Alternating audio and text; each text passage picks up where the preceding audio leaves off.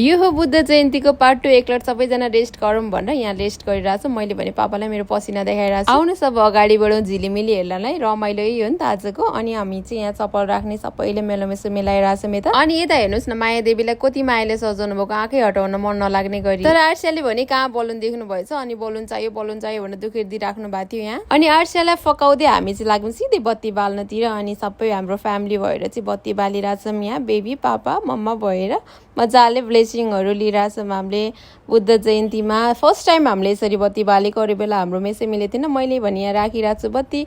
अब बालो बापा छोरीको मजाले यहाँ बत्ती राखिराख्नु भएको छ अनि ढोकिराख्नु भएको छ। बालो कछुवालाई पिठो दिने पोखरीको डिलमा बसेर अनि चिस हावा पनि चलिरहेको थियो, यस्तो मजा आइरहेको थियो नि। यतिखेर चाहिँ पुरै माइन्ड फ्रेस भइरहेको थियो हाम्रो अनि बेबीको पनि। यो मोमेन्टले चाहिँ हाम्रो आगो दुःख गर्मीहरू सबै ओभर स्याडो गरिरहेको थियो। हेर्नुहोस् त कस्तो माथि माथि आएर मजाले खाएको के कछुवाले। यति बेलासम्म 10 बजिसकेको थियो, त्यही भएर अब जानुपर्छ भनेर तयारी गर्दै थियौँ हामी। यता ठ्याक्कै देखिछ बेबीले बलुन, बेबीको रहर पनि पुरा भयो। यता हामी सिधै लाग्यौँ आन्टीको होटल गएर खानासाना खाएर। अब हामी ब्याक टु बुटोल हुँदैछ। हजुरहरूलाई हाम्रो ब्लग मन पर्यो भने प्लिज सब्सक्राइब गर्नु।